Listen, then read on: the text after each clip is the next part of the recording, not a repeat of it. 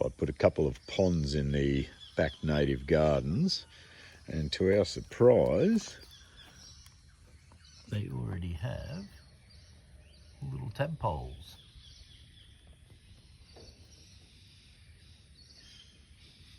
We get tons of marsh frogs and green tree frogs around here, which is fantastic.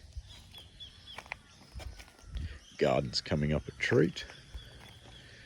This was all back lawn until I dug it all out and made it into a native garden.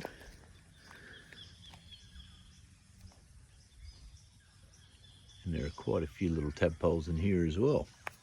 So I'd be curious to see what type they are.